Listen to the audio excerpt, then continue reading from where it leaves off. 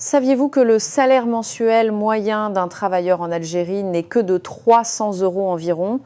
Ainsi, en venant travailler en France, il est possible de gagner en une seule année l'équivalent de 4 voire 5 ans de travail en Algérie. C'est pourquoi on dit souvent que la vie des Algériens venus en France pour des raisons économiques change radicalement. L'histoire que je vais vous raconter aujourd'hui est le témoignage d'une jeune femme algérienne qui a dû renoncer à tous ses rêves et travailler dès son plus jeune âge pour subvenir aux besoins de sa famille, après que son père fût devenu handicapé suite à un accident. Bien que certaines amies lui lançaient des piques méchantes comme « tu rames à cause de tes parents », sa vie, empreinte de gentillesse et de sincérité, allait être bouleversée en France, un pays où son père l'avait encouragée à se rendre. On raconte que 3 ans plus tard, de retour au pays, lorsqu'elle a croisé et salué cette même amie qui s'était autrefois moquée de sa famille, celle-ci a fait semblant de ne pas la reconnaître. Que s'est-il donc passé pour cette jeune Algérienne ? Bonjour, je m'appelle Camille, je suis née dans un petit village en périphérie d'Oran, en Algérie, et j'étais la fille d'une famille tout à fait ordinaire. Nous n'étions pas riches, mais notre foyer était rempli de bonheur, grâce à la droiture de mon père et à la tendresse de ma mère. Mon père travaillait comme technicien dans une usine locale et ma mère était femme au foyer, s'occupant de moi et de mon petit frère. Notre petite maison était notre havre de paix, où les rires ne cessaient jamais. La majeure partie de mon enfance fut paisible. En rentrant de l'école, je mangeais le goûter préparé par ma mère, puis je courais jouer avec mes amis sur la place du village. À cette époque, j'ignorais à quel point le monde pouvait être cruel. Je croyais simplement que demain serait aussi heureux qu'aujourd'hui. Tout a basculé l'hiver de mes 12 ans. Mon père a eu un grave accident à l'usine. Une machine a mal fonctionné, lui causant de terribles blessures au dos et aux jambes. Il est resté hospitalisé plus d'1 mois et après cela, il ne pouvait plus se déplacer sans fauteuil roulant. « Ne t'inquiète pas Camille, papa va bien », me disait-il toujours, mais même à travers mes yeux d'enfant, je voyais que son regard avait changé. Ses yeux, autrefois fiers et pleins de vie, étaient maintenant remplis de tristesse et d'amertume. Depuis l'accident, les finances de notre famille reposaient sur les épaules de ma mère. Elle, qui avait toujours été femme au foyer, a dû se mettre à chercher du travail en urgence. Sans diplôme ni expérience professionnelle, elle était prête à tout pour sa famille. Elle a finalement commencé à travailler dans un petit atelier de confection près de l'usine où mon père avait travaillé. « Camille, il va falloir que tu m'aides beaucoup à la maison maintenant », me demanda-t-elle avant de partir travailler. À 13 ans, en rentrant de l'école, je me suis mise à faire le ménage et à m'occuper de mon père. Plier le linge, faire la vaisselle, apporter à mon père ce dont il avait besoin, voilà ce qu'était devenu mon quotidien. À l'école, j'essayais de me concentrer sur mes études, mais les soucis de la maison ne me quittaient jamais. Pendant les cours, des pensées comme « est-ce que papa va bien en ce moment » ou « maman ne doit pas avoir la vie facile » tournaient sans cesse dans ma tête. Pourtant, je m'efforçais de garder le sourire. Je pensais que voir mon visage inquiet peinerait encore plus mon père. Peu à peu, notre situation financière est devenue de plus en plus difficile. Les frais médicaux de mon père étaient un lourd fardeau et le salaire de ma mère suffisait à peine à couvrir nos dépenses. J'ai réduit l'achat de fournitures scolaires et les sorties avec mes amis. À la place, j'ai commencé à gagner un peu d'argent de poche en faisant des petites courses pour les voisins à l'épicerie du coin. Alors que l'ombre de la pauvreté commençait à planer sur notre famille, mon amie d'enfance, Chloé, brillait de plus en plus. Ses parents avaient fait fortune dans une entreprise d'import-export prospère et leur maison devenait de plus en plus luxueuse. Au début, Chloé est restée la même et a continué à être amie avec moi, mais avec le temps, un mur invisible s'est érigé entre nous. Ce mur est devenu encore plus haut lorsque nous sommes entrés au lycée. Chloé venait en cours avec des sacs de marque et participait à des fêtes tous les week-ends. De mon côté, je portais le même uniforme depuis des années. Nous parvenions à peine à payer les frais de scolarité avec l'argent que ma mère gagnait en travaillant jusque tard dans la nuit. « Camille, je fais une fête chez moi ce week-end, tu veux venir ?» Parfois, Chloé m'invitait, je refusais presque toujours. J'avais honte de mes vêtements et de mes chaussures usées devant eux. De plus, si j'avais le temps d'aller à une fête, je devais m'occuper de mon père. Un jour, alors que je préparais mes examens d'entrée à l'université, je suis tombée sur Chloé à la bibliothèque de l'école. Elle discutait avec ses amis de leurs projets d'études à l'étranger, en Amérique.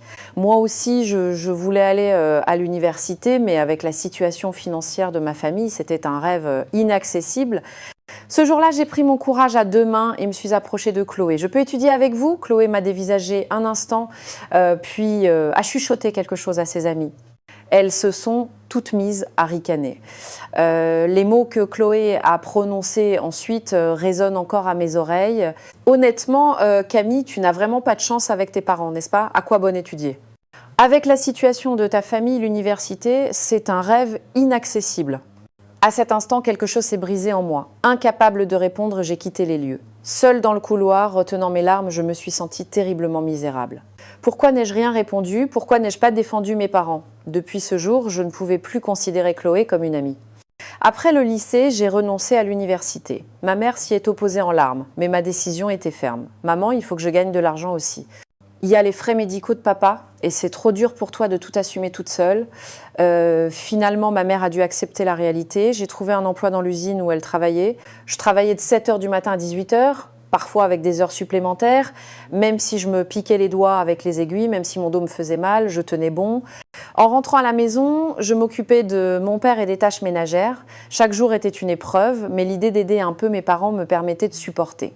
Parfois, des rumeurs sur Chloé me parvenaient. Elle était entrée dans une université américaine et publiait sur les réseaux sociaux des photos de sa vie de campus glamour. Il m'arrivait de recevoir des messages de sa part. « Salut Camille, ça va ?» Je pars en voyage en Europe pour les vacances de Pâques, mais ces messages n'étaient que vantardise ou condescendance. À la maison, l'état de mon père se dégradait peu à peu. Ses blessures physiques s'accompagnaient de blessures morales profondes. Lui qui avait travaillé si dur pour sa famille se considérait désormais comme un fardeau. « C'est à cause de moi que vous souffrez tous », marmonnait-il souvent. Je voulais lui redonner le sourire. Alors après le travail, je passais du temps avec lui à regarder la télévision. Il s'intéressait particulièrement aux histoires de pays lointains. Parler d'un autre monde, d'autres possibilités, semblait lui faire oublier un instant la douleur de la réalité. Allongée dans mon lit, je fixais le plafond en réfléchissant. Pouvions-nous continuer à vivre ainsi? Toute la famille était à bout de force. Les rides se creusaient sur le visage de ma mère et le regard de mon père s'éteignait de jour en jour. Moi-même, à seulement 20 ans, je perdais espoir en l'avenir. Cette nuit-là, les larmes ont coulé avec un profond soupir. Mais au milieu de ces larmes, quelque chose commençait à germer. Ça ne peut pas continuer comme ça. Il faut un changement. Je ne savais pas encore quel changement était nécessaire ni comment y parvenir, mais je ne me doutais pas que cette petite résolution serait le premier pas qui changerait ma vie. Parfois, je poussais le fauteuil roulant de mon père jusqu'au salon et nous regardions la télévision ensemble. Je voulais un peu dissiper sa mélancolie. En zappant, nous sommes tombés par hasard sur un film français. Mon père, qui s'était toujours intéressé aux cultures étrangères, m'a dit avec des yeux brillants qu'il voulait le regarder. « Ce pays, c'est où ?» a-t-il demandé. « C'est la France, papa », ai-je répondu. Les paysages d'une ville moderne et l'agitation de ses habitants remplissaient l'écran. Je connaissais pas bien la France, mais je lui ai expliqué brièvement ce que j'avais appris à l'école. À partir de ce jour, regarder des films français chaque soir est devenu notre rituel. Au début, c'était qu'un simple divertissement, mais peu à peu, mon père a développé un profond intérêt pour l'histoire et le développement de la France. L'histoire de la transformation de la France, d'un pays agricole en une puissance industrielle mondiale, le fascinait particulièrement. Camille, ce pays était complètement en ruine après la guerre, m'a-t-il dit, et regarde maintenant, tout le monde a travaillé dur pour en arriver là. Pour la première fois depuis longtemps, il y avait de la vie dans sa voix. J'étais si heureuse de le voir, ainsi que j'ai commencé à chercher plus d'informations sur la France. À travers des livres empruntés à la bibliothèque, j'ai appris le processus de développement de la France. J'étais étonnée de découvrir que, bien que le pays était dévasté par la guerre dans les années 1950, il avait connu une croissance rapide à partir des années 1960 grâce aux efforts acharnés de son peuple et à l'investissement dans l'éducation. Quand j'ai raconté cela à mon père, il a compati comme si c'était sa propre histoire. « L'être humain peut tellement changer avec des efforts », murmurait-il souvent. Les films et les histoires sur la France permettaient à mon père d'oublier un instant ses souffrances. Mais plus important encore, ils ravivèrent en lui une graine d'espoir qu'il avait perdue depuis longtemps. Tout en continuant à travailler à l'usine, je profitais de mon temps libre pour faire des recherches plus approfondies sur la France dans un cybercafé. Je cherchais des informations sur la France actuelle, le travail et la vie des étrangers. La plupart des informations étaient en anglais, mais avec l'anglais que j'avais appris au lycée, je pouvais en comprendre l'essentiel. Un soir, je suis rentrée à la maison plus tôt que d'habitude. Mon père regardait seul par la fenêtre. Quand je me suis approchée, il a pris la parole avec prudence. « Camille, et si tu allais en France ?» Ces mots m'ont laissé sans voix. La France était à l'autre bout du monde, une culture et une langue complètement différentes. De plus, je n'avais jamais envisagé de partir si loin en laissant mes parents. Papa, qu'est-ce que tu racontes? Je dois m'occuper de toi et de maman ici. » Ma voix tremblait. Mais le regard de mon père était, pour la première fois depuis longtemps, déterminé. Ça me fait encore plus mal au cœur de te voir sacrifier ta jeunesse pour nous ici. Les mots de mon père m'ont fait pleurer. Ce soir-là, quand ma mère est rentrée, nous avons tenu un conseil de famille. Au début, ma mère a été surprise, mais elle a vite été d'accord avec l'avis de mon père. « Camille, nous resterons toujours au même endroit. Mais toi, tu es différente. Tu es jeune et tu as la passion d'apprendre. En Algérie, même avec tous les efforts du monde, il y a des limites. » Les paroles de ma mère m'ont touchée en plein cœur. Jusqu'à présent, je pensais avoir abandonné mes rêves pour ma famille, mais en réalité, mes parents avaient aussi beaucoup sacrifié pour moi. Pendant plusieurs jours, j'ai longuement réfléchi. Aller en France était une aventure immense. J'avais peur de tout recommencer dans un endroit où je ne connaissais ni la langue ni personne. Mais je savais aussi que si nous continuions cette vie, toute notre famille finirait par s'épuiser. Alors que j'étais indécise, je me promenais dans le quartier et suis passée par hasard devant la maison de Chloé. Cette maison, autrefois si ordinaire, s'était transformée en une demeure luxueuse avec un grand portail et un jardin. À ce moment précis, j'ai vu Chloé descendre d'une voiture de luxe. Elle n'a pas remarqué, mais à cet instant, quelque chose a changé radicalement en moi. Pourquoi devrais-je rester ici comme ça? Il n'y a aucune raison de ne pas essayer. Ce soir-là, j'ai annoncé à mes parents ma décision d'aller en France. Ils étaient ravis, mais des problèmes concrets subsistaient. Comment obtenir un visa, comment trouver un travail et surtout le coût. C'est là qu'un ami de mon père, Monsieur Karim, qui travaillait avec lui auparavant, nous a tendu la main. Karim était un homme d'affaires qui faisait des allers-retours entre l'Algérie et la France. Lorsque mon père l'a contacté, Monsieur Karim a volontiers accepté de nous aider. Une de mes connaissances en France cherche du personnel étranger. C'est une start-up multinationale et si tu parles anglais, tu as de bonnes chances d'être embauché. Les paroles de Monsieur Karim m'ont redonné espoir. J'ai immédiatement préparé mon CV et passé un examen pour certifier mon niveau d'anglais. L'attente m'a paru longue. Chaque soir après le travail, je vérifiais mes emails attendant une réponse. Un mois a passé et enfin, une réponse est arrivée. Une réponse positive. Une entreprise française exprimait son souhait de m'embaucher. Le département où je travaillerais était l'équipe de développement du marché pour le Moyen-Orient et l'Afrique du Nord, où la maîtrise de l'arabe et de l'anglais était essentielle. Il ne restait plus que le problème du visa. Monsieur Karim m'a présenté un agent d'immigration de sa connaissance qui m'a aidé dans les démarches de demande de visa de travail. De la préparation des documents à l'entretien, tout était nouveau pour moi, mais j'ai avancé pas à pas. Lorsque j'ai appris que mon visa avait été approuvé, j'ai ressenti un mélange complexe de joie et de peur. J'ai réservé mon billet d'avion et commencé à préparer mes affaires. Ma mère m'a acheté quelques vêtements neufs et mon père m'a offert un petit cadre avec une vieille photo de famille. C'était sans doute pour que je ne les oublie pas. Bien sûr, comment aurais-je pu, une semaine avant mon départ pour la France, une angoisse soudaine m'a envahie. Est-ce vraiment la bonne décision? Comment vais-je survivre dans un pays dont je ne connais pas la langue? Ces pensées m'empêchaient de dormir la nuit. Mais chaque fois que je voyais le regard confiant de mes parents, j'essayais de puiser du courage.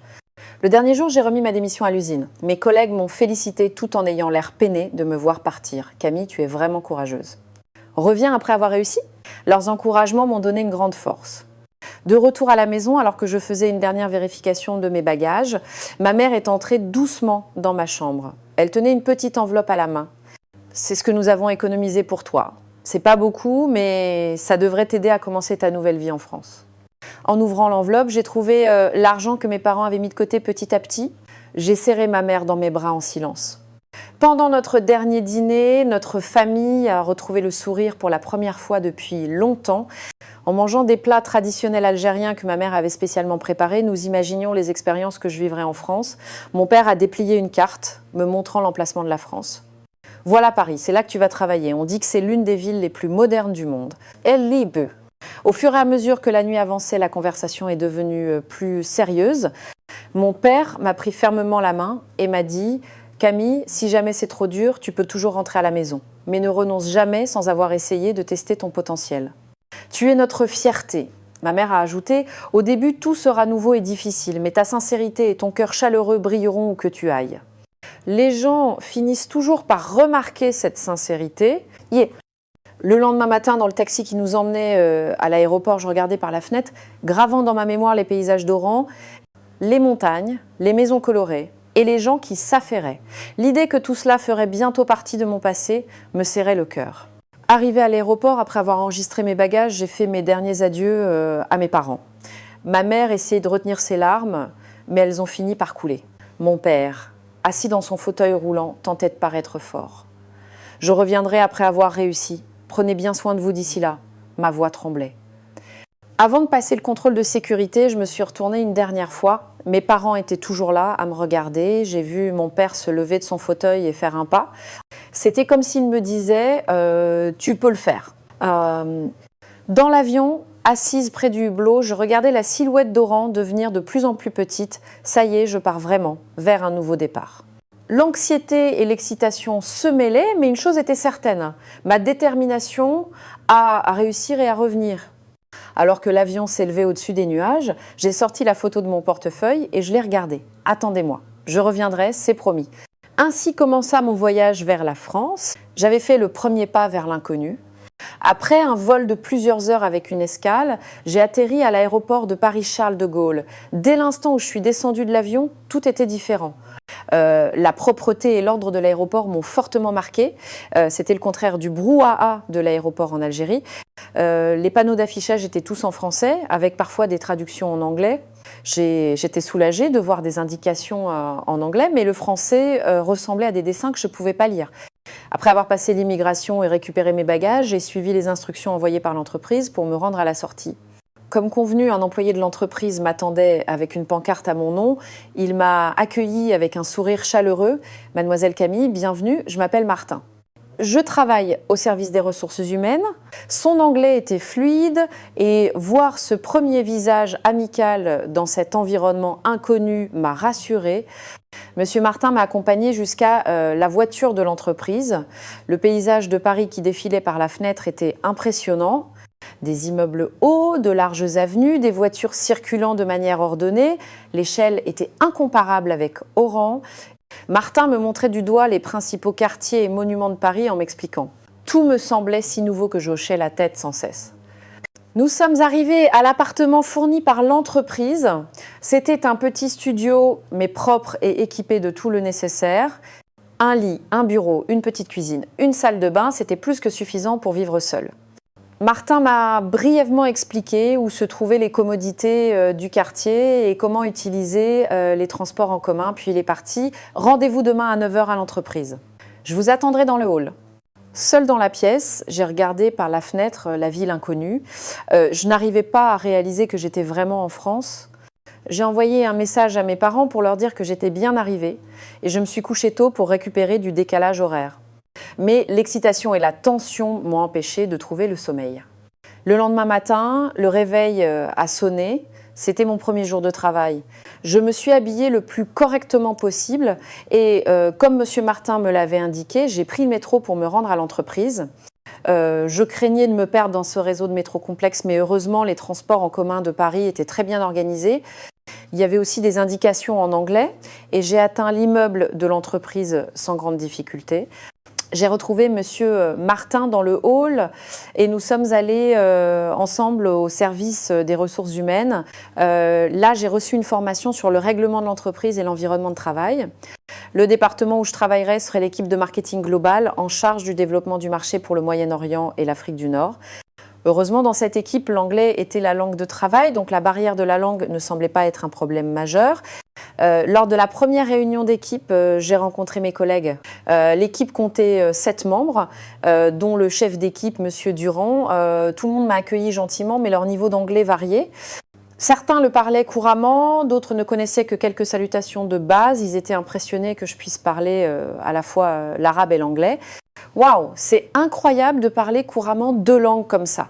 Grâce à cette réaction, j'ai senti pour la première fois que mes compétences pouvaient être valorisées ici. Les premières semaines ont été consacrées à l'adaptation. J'étais absorbée par l'apprentissage des systèmes de travail, la compréhension de la culture d'entreprise et la manière de communiquer avec mes collègues. La culture d'entreprise française était différente de celle de l'Algérie. La hiérarchie était plus marquée et les processus de travail plus systématiques. Au début, ces différences m'ont déconcertée, mais je m'y suis habituée progressivement. La barrière de la langue restait un défi majeur. Lorsque mes collègues se mettaient soudainement à parler français pendant les réunions, je me sentais complètement isolée. J'essayais de faire bonne figure en souriant, mais au fond de moi, je ressentais une grande frustration. J'ai décidé qu'il fallait que j'apprenne le français. En dehors du travail, chaque aspect de la vie quotidienne était un défi. Même les repas étaient compliqués. La nourriture française contenait souvent des ingrédients ou des saveurs auxquelles je n'étais pas habituée. La première fois que j'ai goûté à certains fromages forts, leur goût unique m'a presque fait pleurer, mais peu à peu, j'ai commencé à m'habituer à ces saveurs étranges. Lorsque je faisais mes courses au supermarché, tous les produits étaient étiquetés en français, je devais donc toujours me fier aux images. Après un mois, j'ai commencé à m'habituer un peu plus au travail. Ma tâche principale consistait à traduire des documents marketing en arabe et à mener des études de marché local. En travaillant avec diligence, les membres de l'équipe ont commencé à me reconnaître. Messieurs, Durand en particulier appréciait grandement mes compétences professionnelles. Grâce à vous, Camille, notre équipe comprend beaucoup mieux le marché nord-africain.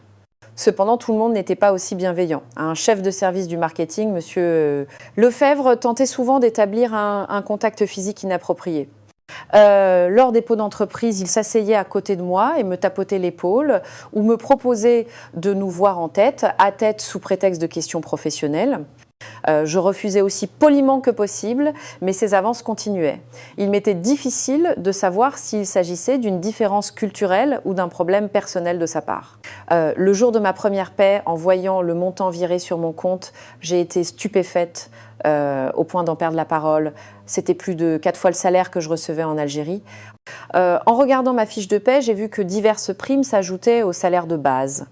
En faisant un calcul approximatif, j'ai réalisé qu'en travaillant ici pendant 2 ans, je pourrais gagner l'équivalent de 10 ans de travail en Algérie. À ce moment-là, j'ai compris à quel point le choix de mes parents avait été judicieux. J'ai envoyé la moitié de mon premier salaire à mes parents. Le reste a servi à mes frais de subsistance et aux frais de scolarité de mon école de français. J'ai commencé à suivre des cours de français tous les samedis. J'ai commencé par l'alphabet et la grammaire et j'ai été impressionnée par sa structure. Progressivement, j'ai appris des salutations simples et des phrases de la vie quotidienne et j'ai commencé à prendre confiance en moi. Après environ 6 mois, ma vie professionnelle s'est stabilisée. Je comprenais parfaitement le déroulement du travail et je pouvais communiquer dans une certaine mesure avec mes collègues. Mon français s'améliorait également et je pouvais tenir des conversations simples. En conséquence, les réactions de mes collègues sont devenues plus chaleureuses. Un jour, il y a eu une grande réorganisation du personnel dans l'entreprise. J'ai été transférée à la 2e division du marketing global. La nouvelle équipe était en charge simultanément des marchés asiatiques et latino-américains. Lors de la première réunion d'équipe, j'ai rencontré mes nouveaux collègues. L'un d'eux était Julien Moreau, chef de projet adjoint. Dès le premier regard, Julien Moreau était différent. Un costume impeccable, une coiffure soignée et une voix calme. Contrairement aux autres collègues, il n'était ni excessivement gentil ni ne me dévisageait avec curiosité. Au lieu de cela, il me communiquait uniquement ce qui était nécessaire. Mademoiselle Camille, voici votre bureau. Si vous avez besoin de quoi que ce soit, n'hésitez pas. Au début, son attitude calme me semblait froide. Mais avec le temps, j'ai compris que c'était sa personnalité. Julien traitait tout le monde de la même manière et dans son travail, il était extrêmement méticuleux et responsable. Son niveau d'anglais était également assez élevé, la communication ne posait donc aucun problème. Pour notre premier projet commun, nous devions élaborer une stratégie d'entrée sur le marché brésilien. J'étais en charge des documents sur la culture et les tendances de consommation au Brésil, tandis que Julien s'occupait de la stratégie marketing et du budget de l'entreprise. En travaillant ensemble, j'ai peu à peu découvert sa vraie personnalité. Il parlait peu, mais il respectait toujours mon opinion et ne m'aidait que lorsque c'était nécessaire et de manière pertinente. Une fois, je suis restée tard au bureau pour préparer une présentation. Julien était également en train de faire des heures supplémentaires. Il était plus de 22 heures, j'avais faim, mais la plupart des restaurants du coin étaient fermés. C'est alors que Julien s'est approché doucement et m'a demandé « Avez-vous dîné? Sinon, je connais une brasserie ouverte 24 heures sur 24, ça vous dirait d'y aller ensemble ?» C'est ainsi que nous avons partagé notre premier repas. Nous avons mangé un simple sandwich, mais pour la première fois depuis longtemps, j'ai pu discuter de manière détendue avec quelqu'un. Julien m'a posé des questions sur mon pays, ma famille, et s'est sincèrement intéressé à savoir si j'avais des difficultés à m'adapter à la vie en France. Depuis ce jour, chaque fois que nous faisions des heures supplémentaires, nous dînions souvent ensemble. J'ai progressivement appris à mieux connaître Julien. Il était originaire de Paris, avait fait des études de commerce à l'université et avait rejoint cette entreprise juste après son diplôme. Ses hobbies étaient la randonnée et la lecture. C'était quelqu'un de calme, mais chaleureux une fois qu'on le connaissait mieux. Surtout, il ne me traitait pas différemment parce que j'étais étrangère ni me discriminait. Le fait qu'il me traite simplement comme un être humain était ce qui me mettait le plus à l'aise. Alors que le projet brésilien entrait dans sa phase finale, nous avons travaillé ensemble jusqu'à tard dans la nuit. La veille de la présentation finale, alors que nous passions en revue tous les documents, Julien m'a tapoté l'épaule. « Vous avez fait un travail formidable, Camille. Je pense que ce projet sera un succès grâce à vous. » À cet instant, je l'ai vu pour la première fois comme un homme. Son regard chaleureux et sa voix douce m'ont soudain semblé différents. Le projet a été un succès et notre relation a également commencé à évoluer. En dehors du travail, nous passions de plus en plus de temps ensemble le week-end à visiter Paris et à découvrir la culture française. Julien m'a fait découvrir les magnifiques palais de France et les parcs le long de la Seine et je lui ai fait découvrir la cuisine et la musique algérienne. Un jour d'automne, nous sommes montés à la Tour Eiffel pour admirer la vue nocturne de Paris. Alors que le vent se faisait un peu frais, Julien m'a naturellement pris la main. À ce moment-là, j'ai clairement senti qu'un sentiment spécial circulait entre nous. Sans un mot, main dans la main, nous contemplions les lumières scintillantes de la ville. La vie en France était toujours une succession de défis, la barrière de la langue, les différences culturelles et parfois un sentiment de solitude. Mais maintenant, j'avais quelqu'un avec qui partager tout cela. Chaque jour était difficile, mais le bonheur et l'excitation étaient aussi au rendez-vous. Ce nouveau départ dans un pays inconnu m'apportait bien plus que ce que j'avais imaginé. Cela faisait maintenant 3 ans que je vivais en France. Cet endroit, qui n'était au début qu'un lieu étranger, était devenu une partie de ma vie. Je parlais français assez couramment et ma position dans l'entreprise était stable. Surtout, ma relation avec Julien s'était approfondie et nous étions devenus indispensables l'un pour l'autre. Pendant tout ce temps, j'ai régulièrement envoyé de l'argent à mes parents. Grâce à cela, j'ai appris que les traitements de mon père et les finances de la famille s'étaient considérablement améliorés. Ma mère n'avait plus besoin de travailler à l'usine et la santé de mon père s'améliorait peu à peu. Cependant, je m'inquiétais toujours du fait que ce ne devait pas être facile pour ma mère de s'occuper seule de mon père. Chaque fois que je vérifiais mon solde bancaire, je ressentais une grande satisfaction. L'argent que j'avais économisé en travaillant dur pendant 3 ans représentait une somme considérable en Algérie. Je pensais que je pourrais maintenant offrir une meilleure maison à mes parents, mais en même temps mes soucis grandissaient, mon visa de travail arrivait bientôt à expiration. L'entreprise m'avait proposé de m'aider à le prolonger. On reconnaissait mes performances professionnelles et il était même possible que je sois promue chef d'équipe pour le marketing en Amérique latine. Mais au fond de moi, je m'inquiétais constamment pour mes parents. Chaque semaine, lors de nos appels vidéo, voir les marques du temps se creuser sur leur visage me faisait mal au cœur. Un jour, alors que je me promenais avec Julien sur les quais de la Seine, je lui ai confié mes soucis. Mon visa expire bientôt. L'entreprise dit qu'elle peut le prolonger, mais je m'inquiète pour mes parents. Surtout mon père, qui est toujours handicapé, je pense que c'est dur pour ma mère de s'occuper de lui toute seule. Julien a écouté mon histoire en silence, mais ce jour-là, il ne m'a pas donné de réponse particulière. Il s'est contenté de me serrer la main encore plus fort. Une semaine plus tard, Julien m'a invité dans un restaurant avec vue sur la Seine. Contrairement à d'habitude, il était en costume et semblait un peu nerveux. Après le dîner, alors que nous buvions un verre de vin, il a sorti une petite boîte de sa poche. Camille, regarde ça. En ouvrant la boîte, une bague scintillante est apparue. « Épouse-moi ». À cet instant, mon cœur était partagé entre la joie et la confusion. J'aimais Julien, mais le mariage était une décision d'une toute autre ampleur. Julien, j'ai une famille dont je dois m'occuper. Mes parents en Algérie. Avant que je puisse finir ma phrase, il m'a pris la main. Je le sais, et je suis prêt à considérer ta famille comme la mienne. Nous pouvons les soutenir ensemble. Si tu dois retourner en Algérie, je peux même te suivre. Mais avant ça, pourquoi ne rencontrerais-tu pas mes parents et nous déciderons ensemble de la meilleure solution pour nous tous. Les paroles sincères de Julien m'ont fait fondre en larmes. Son cœur chaleureux semblait dissiper toutes mes angoisses.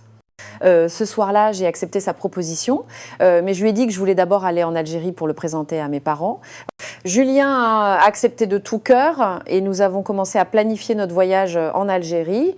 J'ai demandé un congé à l'entreprise et nous avons décidé de partir pour 2 semaines. Julien a commencé à apprendre des phrases de base en arabe. Le voir faire cet effort le rendait encore plus adorable. J'ai réservé les billets d'avion et annoncé à mes parents que je venais avec mon fiancé. Au téléphone, ma mère a pleuré de joie. Le jour du départ pour l'Algérie est enfin arrivé. L'idée de retourner dans mon pays natal après 3 ans me remplissait d'excitation. Julien, à côté de moi, semblait nerveux, mais il m'a rassurée avec un sourire chaleureux. « Ne t'inquiète pas, tout va bien se passer. En arrivant à l'aéroport de ma ville natale, la chaleur et le bruit familier m'ont accueilli. En sortant de l'aéroport, nous avons pris un taxi pour nous rendre chez mes parents. Le paysage de ma ville natale qui défilait par la fenêtre semblait à la fois étranger et nostalgique. Julien observait tout avec des yeux curieux. « Je ne savais pas que l'endroit où tu as grandi était si beau. » C'est alors que le taxi passait dans la rue près de la maison de mes parents. J'ai soudain aperçu un visage familier, c'était Chloé. Elle sortait de l'épicerie et nos regards se sont croisés. Un instant, la surprise s'est lue dans ses yeux, mais elle a aussitôt détourné le regard, comme si de rien n'était, et a continué son chemin. Contrairement à il y a 3 ans, ses vêtements étaient modestes et son visage portait les marques de la fatigue. « C'est une connaissance ?» a demandé Julien. « Une amie d'enfance. » Je te raconterai plus tard. Ce moment était gênant, mais l'idée d'arriver bientôt chez mes parents me remplissait de joie. Nous sommes enfin arrivés devant la maison. La porte d'entrée s'est ouverte et ma mère a accouru. « Camille, ma fille !» Ma mère m'a serré fort dans ses bras et je n'ai pas pu retenir mes larmes. Ces 3 années ont défilé dans ma tête comme un éclair. Mon père est sorti en fauteuil roulant, mais il avait l'air en bien meilleure santé qu'avant. Il m'a dit qu'il pouvait même se lever de son fauteuil et faire quelques pas. J'ai présenté Julien à mes parents. Au début, la barrière de la langue crée une certaine gêne, mais j'ai fait l'interprète et Julien les a salués avec l'arabe qu'il avait appris, ce qui a détendu l'atmosphère. Mes parents ont accueilli Julien comme un fils qu'ils attendaient depuis longtemps. Mon père, en particulier, n'arrêtait pas de lui poser des questions sur l'histoire et la culture de la France. Au dîner, nous avons officiellement annoncé nos projets de mariage. Mes parents ont semblé surpris un instant, mais ont vite versé des larmes de joie. En voyant à quel point il prend soin de notre fille, nous ne pouvons rien demander de plus, a dit mon père, ce qui a semblé émouvoir Julien. Le lendemain, j'ai fait visiter le village à Julien. Je lui ai montré l'école que j'avais fréquentée, l'usine et les endroits où je jouais quand j'étais petite. Les voisins, en me reconnaissant, me saluaient joyeusement. « N'est-ce pas, Camille, tu es de retour? On dit que tu as réussi en France. » Leurs félicitations et leur intérêt m'ont touchée. En nous arrêtant dans un café du village, j'ai appris une nouvelle surprenante. La famille de Chloé avait été impliquée dans des affaires illégales et avait tout perdu. Il paraît que son père était impliqué dans un trafic de drogue. Il est en prison maintenant et Chloé travaille dans l'usine où tu allais autrefois, m'a raconté la propriétaire du café. Cette nouvelle m'a laissée avec des sentiments mitigés. Un instant, j'ai pensé aller voir Chloé pour la réconforter. Mais Julien m'a pris fermement la main en disant « Il vaut peu être mieux la laisser tranquille, ta présence pourrait la faire se sentir encore plus misérable. » Je savais que Julien avait raison. Parfois, en voulant aider, on peut blesser l'autre encore plus. Pendant notre semaine de visite en Algérie, nous avons concrétisé nos projets d'avenir. Nous avons décidé de vivre en France pour le moment après notre mariage, mais nous avons promis de venir en Algérie au moins 2 fois par an. Nous avons également discuté de la possibilité d'inviter mes parents en France pour qu'ils reçoivent des soins. La proposition de Julien d'utiliser le système médical avancé de la France pour la rééducation de mon père m'a vraiment touchée. Votre père ira beaucoup mieux, vous savez. Il y a d'excellents centres de rééducation en France. Sa profonde bienveillance n'a fait qu'accroître mon amour pour lui. La veille de notre départ d'Algérie, mes parents ont organisé une petite fête pour nous.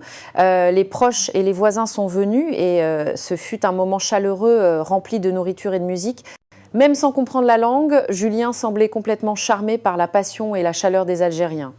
Dans l'avion du retour vers la France, assise à côté de Julien, j'imaginais notre avenir. Bientôt, nous allions nous marier et fonder une nouvelle famille. Peut-être que dans quelques années, nous aurions des enfants. Et un jour, nous pourrions même créer une entreprise qui ferait le pont entre les cultures algériennes et françaises. Les possibilités étaient infinies. De retour en France, les préparatifs du mariage ont commencé sérieusement. J'ai rencontré les parents de Julien qui m'ont également accueilli chaleureusement. Ils étaient peu être inquiets au début d'avoir une belle-fille étrangère, mais mon niveau de français et ma compréhension de la culture française les ont rassurés. Nous avons décidé d'organiser un mariage qui serait un mélange des traditions françaises et algériennes. Comme il était difficile pour mes parents de venir en France pour des raisons de santé, nous avons préparé une visioconférence pour qu'ils puissent assister à la cérémonie.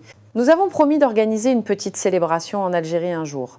Le jour du choix de la robe de mariée est arrivé, j'en ai essayé plusieurs et celle que j'ai finalement choisie était d'un design simple mais élégant. Debout devant le miroir, en me regardant dans ma robe, des larmes ont coulé sur mes joues. La jeune fille pauvre d'Algérie était maintenant sur le point de commencer une nouvelle vie en France. C'était comme un rêve. Quand Julien m'a vue dans ma robe, ses yeux se sont illuminés. « Tu es magnifique, Camille ». Plus émouvant que ces mots, c'était l'amour qui brillait dans son regard. À cet instant, j'ai compris. C'est lui l'homme qui allait illuminer ma vie. Aujourd'hui, nous sommes à un mois de notre mariage. L'entreprise m'a accordé un congé de mariage ainsi qu'une promotion. Julien s'est également vu confier un projet important dans son entreprise. Tout se déroule à merveille. Parfois, la nuit, en nous promenant sur les quais de la Seine, je repense aux 3 années qui se sont écoulées. L'anxiété et la solitude de mes débuts en France et le bonheur que je ressens maintenant. La France m'a offert, ainsi qu'à ma famille, une nouvelle vie. Des opportunités que je n'aurais jamais pu imaginer en Algérie sont devenues réalité ici. La vie à venir ne sera pas toujours un chemin facile. La vie dans un pays étranger, les différences culturelles et l'inquiétude pour mes parents au loin. Mais maintenant, le fait de ne plus être seule est une grande force. J'ai le sentiment qu'avec Julien, je peux surmonter n'importe quelle difficulté. Demain, Julien et moi irons faire une dernière vérification du lieu de la cérémonie et ce week-end, nous finaliserons les plans pour notre lune de miel à Bali.